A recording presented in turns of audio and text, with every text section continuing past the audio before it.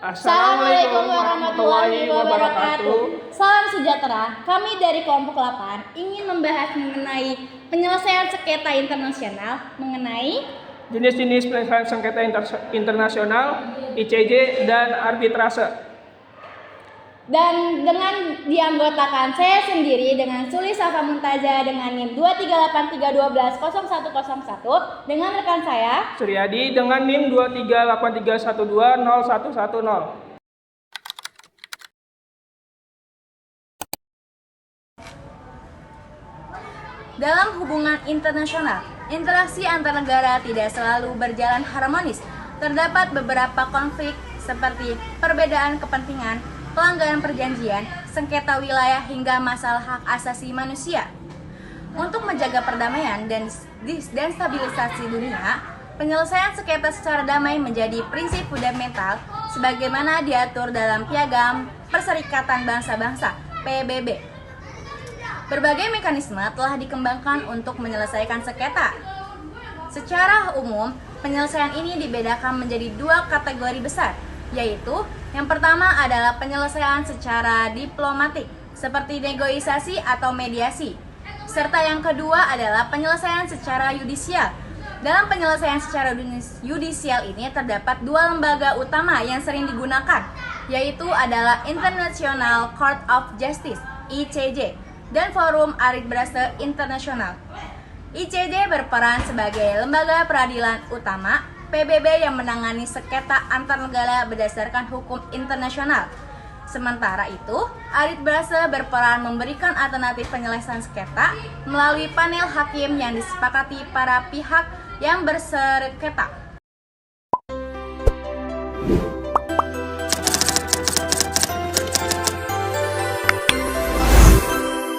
Selanjutnya adalah jenis penyelesaian sengketa. Secara garis besar, metode penyelesaian sengketa dapat digolongkan dalam dua kategori, yaitu yang pertama adalah cara-cara penyelesaian secara damai, yaitu apabila para pihak telah dapat menyepakati untuk menemukan suatu solusi yang bersahabat. Dan yang kedua adalah cara-cara penyelesaian sengketa secara paksa atau dengan kekerasan, yaitu apabila solusi yang dipakai atau dikenakan melalui jalan kekerasan atau perang. Penyelesaian sengketa secara damai merupakan hukum positif, ketentuan mengikat yang harus diberlakukan, bahwa penggunaan kekerasan dalam hubungan antar negara sudah dilarang. Dan oleh karena itu, sengketa-sengketa internasional hanya diselesaikan secara damai. Keharusan ini pada mulanya dicantumkan pada Pasal 1 Konvensi mengenai penyelesaian sengketa secara damai yang ditandatangani di Den Haag pada tanggal 18 Oktober 1907. Yang kemudian dikukuhkan oleh Pasal 2 Ayat 3 Piagam Perserikatan Bangsa-Bangsa (PBB) dan selanjutnya oleh Deklarasi Prinsip-Prinsip Hukum Internasional mengenai hubungan bersahabat dan kerjasama antar negara yang diterima oleh Majelis Umum PBB pada tanggal 24 Oktober 1970. Dalam deklarasi tersebut meminta agar semua negara menyelesaikan sengketa mereka dengan cara damai. Sedemikian rupa pada perdamaian, keamanan internasional, dan keadilan tidak terganggu hukum internasional.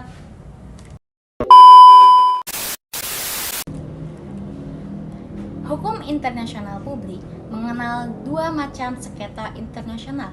Yang pertama adalah sengketa hukum, legal or judicial disputes, dan sengketa political or non-justiciable disputes.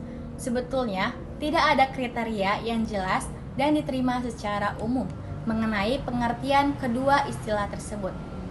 Berdasarkan istilah tersebut, yang kerap kali dipakai menjadi ukuran suatu sengketa sebagai sengketa hukum, yakni manakala sengketa tersebut bisa atau dapat dikerahkan dan diselesaikan oleh pengadilan internasional.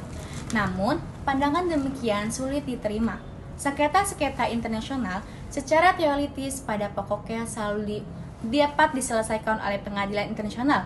Sesulit apapun suatu sengketa, meskipun tidak ada pengaturnya sekalipun, suatu pengadilan internasional tampaknya.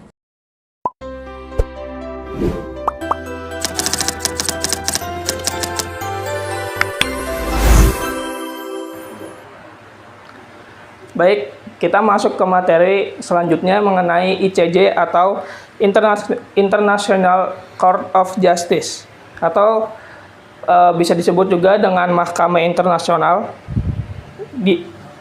adalah di mana Badan Kehakiman Utama Perserikatan Bangsa-Bangsa atau disebut dengan PBB yang didirikan pada tahun 1945 dan dimulai beroperasi pada tahun 1946. ICJ juga berkedudukan di Istana Perdamaian dan Haag dan Belanda. Fungsi utama dari ICJ adalah menyelesaikan sengketa internasional antara anggota-anggota PBB secara damai berdasarkan hukum internasional.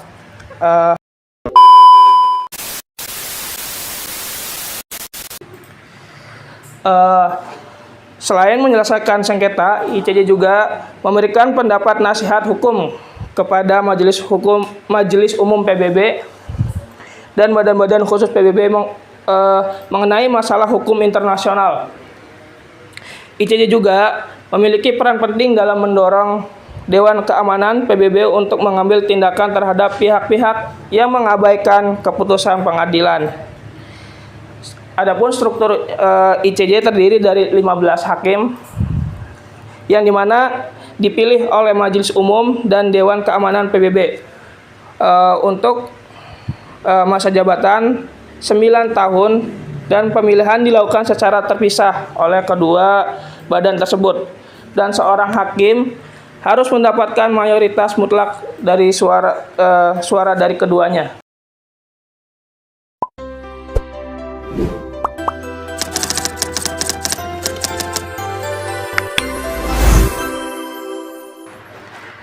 Baik, kita masuk ke materi ketiga mengenai arbitrase.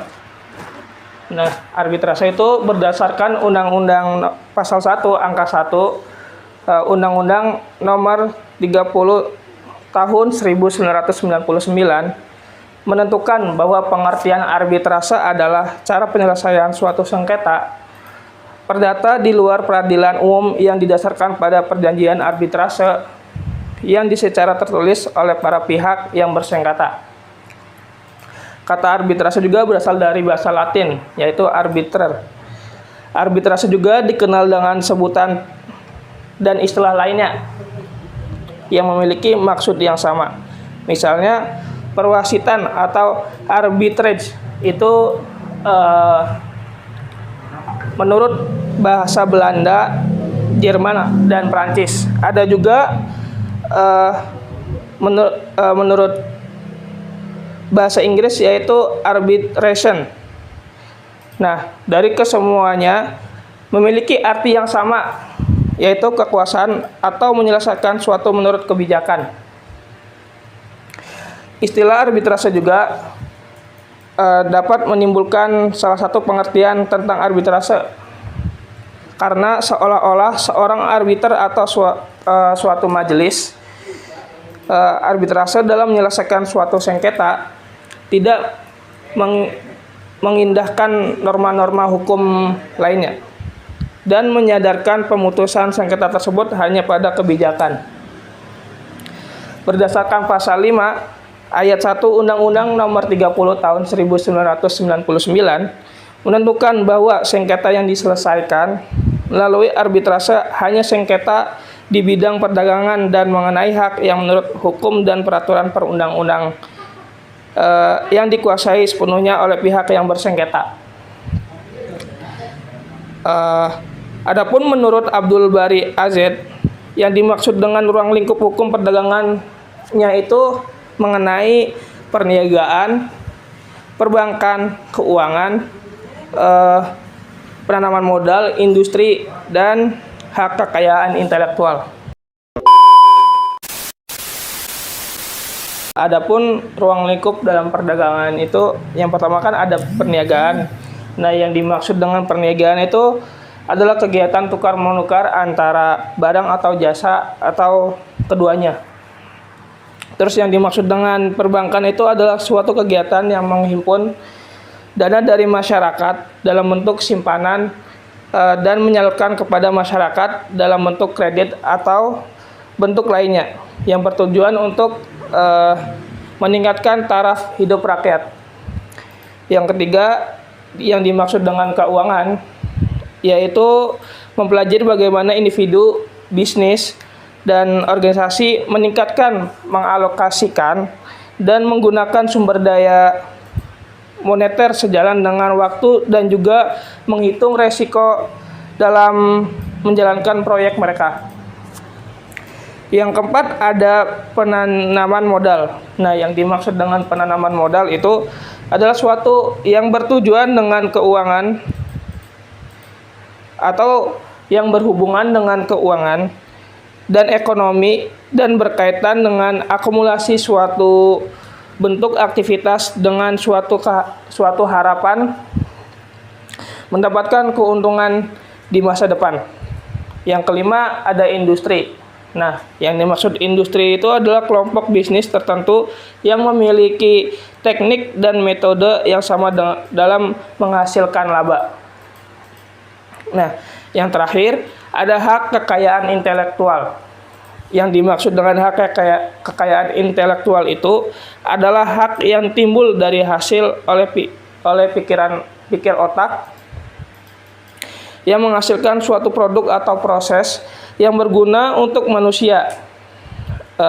Pada intinya adalah untuk menikmati rasa ekonomis hasil dari suatu kreativitas individu, suatu aktivitas intelektual.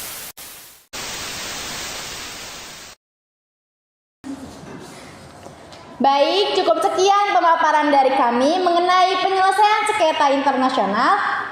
Sekian, terima kasih. Wassalamualaikum warahmatullahi wabarakatuh.